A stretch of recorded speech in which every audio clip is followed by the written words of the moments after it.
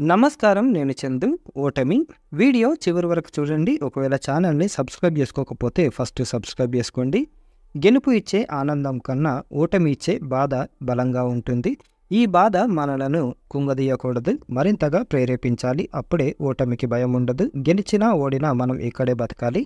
గమ్యం చేరడానికి పోరాడాలి. గెలుపు నేర్పలేని ఎన్నో పాఠాలను ఓటమి నేర్పిస్తుంది. ఈరోజు ఓటమి రేపటి గెలుపుకు నాంది అని గుర్తుంచుకోవాలి. అది ఏ రంగమైనా ఎవరినైనా ఓటమి అనేది తీవ్రంగా బాధిస్తుంది. ఆ ఓటమికి బాధ్యత తీసుకునే వారిని అది మరీ పీడిస్తుంది. నాకు తెలిసి ఓటమి అనేది నల్లగా, చిక్కగా, చీకటిలాగా ఉంటుంది. అందుకని అది మనిషిని చీకటి చాటుకు నెట్టివేస్తుంది. జీవితంలో బహుశా ప్రతిదానికి ఎక్కువ హోప్ పెట్టుకొని అది నెరవేరకపోతే వచ్చే ఓటమిని మనిషి గుండె తట్టుకోలేదేమో. అందుకనే గుండె రక్తాన్ని పిండేసి దానిని కన్నీళ్ల కింద మార్చి కంటికి రెప్పల ద్వారా నేలపై పడేటట్లు చేస్తుంది. తనకు అంతా మంచి జరుగుతుందని ప్రతి మనిషి అనుకుంటాడు. సాఫీగా సాగినంతకాలం బాగానే ఉంటుంది. ఒక్కోసారి తన వల్లే తెల్లారుతుంది అని కూడా అనుకుంటాడు. తాను అందరికన్నా అది కూడానని ఒక రకమైన ధీమాకి వెళ్ళిపోతాడు. ఈలోగా ఈగో వచ్చి చేరుతుంది. ఇక మనుషులు కనబడరు. తాను అతీతుడనని, దైవ సమానుడని ట్రాన్స్లోకి వెళ్ళిపోతాడు. ఒక ఊహా ప్రపంచాన్ని కట్టుకొని ఆ గోడల మధ్య ఉండిపోతాడు. తన చుట్టూ జరిగే మార్పులను పట్టించుకోడు. తన కళ్ళు మూస్తే రాత్రవుతుందని, కళ్ళు తెరిస్తే తెల్లవారుతుందనే భావనలో ఉంటాడు.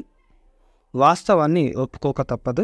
ఇలాగా ఉన్న నేపథ్యంలో ఒక్కసారిగా తన కోటకు బీటలు వారితే, ఊహా ప్రపంచానికి గండిపడితే అతను లేదా ఆమె గుండె తట్టుకోలేదు. కానీ వాస్తవాన్ని ఒప్పుకోక తప్పదు. వాస్తవం ఎర్రగా కఠినంగా ఉంటుందేమో, చూడగానే అది భయపడుతుంది. కానీ వాస్తవమే నిజమైన జీవితం.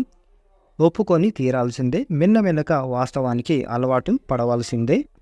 గౌరవాన్ని, స్థితిని నిలబెట్టుకోవాలి. సమాజంలో ఒక్కొక్కరికి ఒక్కోసారి నడమంత్రపు సిరి వచ్చి పడుతుంది. మరికొందరికి అందనంత గౌరవం వస్తుంది. అంతటి గౌరవాన్ని వారు ఊహించి ఉండరు. కానీ ఈ గౌరవాన్ని, స్థితిని నిలబెట్టుకోవాలి, కాపాడుకోవాలి. గ్రీకు తత్వవేత్త అరిస్టాటిల్ ఒక మాట అన్నాడు. ఒక వ్యక్తిత్వాన్ని మనం అర్థం చేసుకోవాలంటే అతనికి అధికారం ఇచ్చి ఉండాలి. అరిస్టాటిల్ ఎలాంటి అధికారం ఇచ్చి చూడాలో చెప్పలేదు, కానీ అధికారం మనిషిని అంధకారంలోకి నెడుతుందని మాత్రం చెప్పదలిచి ఉండవచ్చు. ఓటమి గట్టిపాఠం నేర్పుతుంది. అది మన దృక్పథాన్ని మారుస్తుంది. చూసే చూపును మారుస్తుంది. గుంతల రోడ్డు వైపు వెళితే గట్టి దెబ్బ తగులుతుందని, కనుక ఆ దారిన మరెప్పుడు ప్రయాణించకూడదని చెప్తుంది. నిన్ను అందరూ వదిలేసి వెళ్ళిపోతారని చెప్తుంది. నీవు మరింత బలోపేతుడై లేచి నిలబడతావని చెప్తుంది. నీవు రెండింతల మనిషివి అవుతావని గట్టిగా చెవిలో చెప్పి వెళ్తుంది. సాధారణంగా ఓటమికి వారసులు కావాలని ఎవరు అనుకోరు.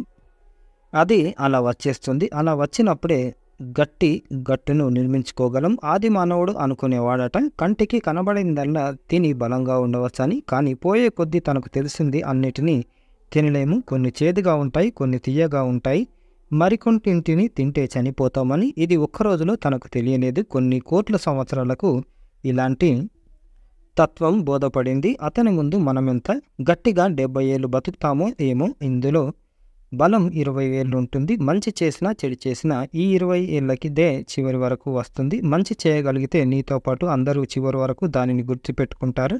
రేపటి రోజున నీవు గుర్తొస్తే ఏడుస్తారు, చెడు చేస్తే మర్చిపోతారు. ఒక ఆసుపత్రి వద్ద 100 మంది గుమిగూడి ఉన్నారు. ఏంటని ఆరా తీశాను. ఒకతను చెప్పాడు, వాళ్ళ ఊరి సర్పంచ్ ఆసుపత్రిలో ప్రాణాలతో పోరాడుతున్నాడట. అతను బతకాలని బయట వీరందరూ తమ మనోశక్తిని, ప్రాణశక్తిని అతని ప్రాణానికి తోడుగా పంపుతున్నారు. పర్వాలేదు. ఈ రోజుల్లో ఒక రాజకీయ నాయకుడికి ఇలా కూడా ఉన్నారా అనిపించింది. రెండో రోజు ఆ ఆసుపత్రి వద్ద ఏ ఒక్కరూ లేరు.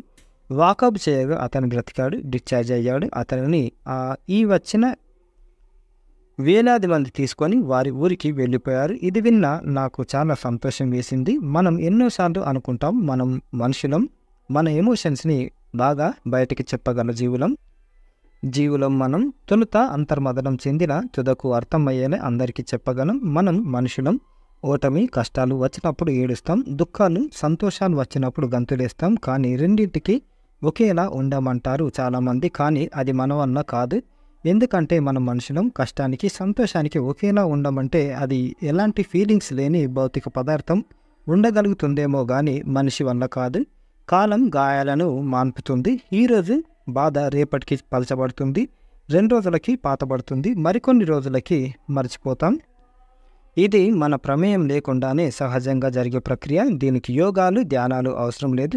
కాలం గడిచిపోతూ ఉంటే చాలును. మనుషులు చాలా విషయాలను త్వరగా మర్చిపోతారు. ఉదాహరణకు, ఈరోజు మధ్యాహ్నం ఏం కూర వేసుకొని భోజనం చేశారని సాయంత్రం 5ంటికి అడిగితే గట్టిగా చెప్పలేరు, కానీ కొన్ని విషయాలను బలంగా గుర్తుంచుకుంటారు. ఎంతగా అంటే అది గుర్తొచ్చినప్పుడల్లా ప్రాణంలో కలుక్కుమంటుంది.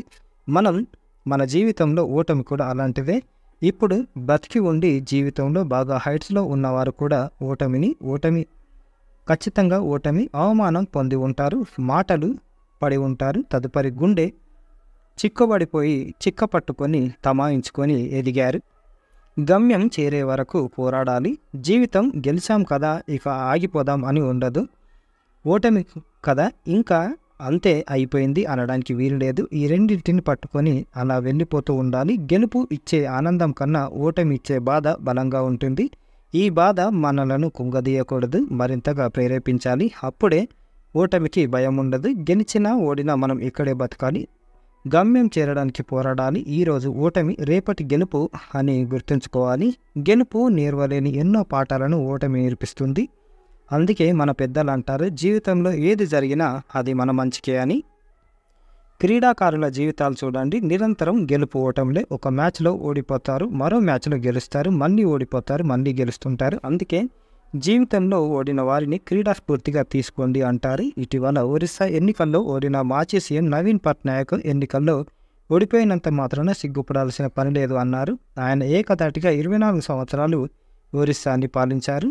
4 గంటల నీరెండకు కొండలు బంగారు వర్ణాన్ని కప్పుకొని మెరుస్తుంటాయి. చీకటి పడగానే అవి కూడా చీకటిలో కలిసిపోతాయి. మళ్ళీ రేపు నీరెండకు బంగారు వర్ణంలో మెరవడం మామూలే. కాబట్టి ఇది జీవితం, ఇలానే ఉంటుంది. మనం సిద్ధమైపోవాలి అని history Rafi sir, assistant professor, ఈ సారు ఇచ్చిన ఆర్టికల్ మనకిది. సార్ నంబర్ కూడా ఇచ్చారు. ఇదన్నమాట. ఒక్కసారి ఊడిపోగానే ఇక జీవితం అయిపోయింది అని అనుకోవద్దు, పరిశాన్ కావద్దు, లైఫ్ను ముగించుకోవద్దు. ఈసారి కాకపోతే ఇంకోసారి లైఫ్ చాలా అంటే చాలా బాగుంటుంది. ఇదన్నమాట ఈ రోజుకి సంబంధించిన ఆర్టికల్. లైక్ చేయండి, షేర్ చేయండి, సబ్స్క్రైబ్ చేయండి. థ్యాంక్ యూ, ధన్యవాదాలు.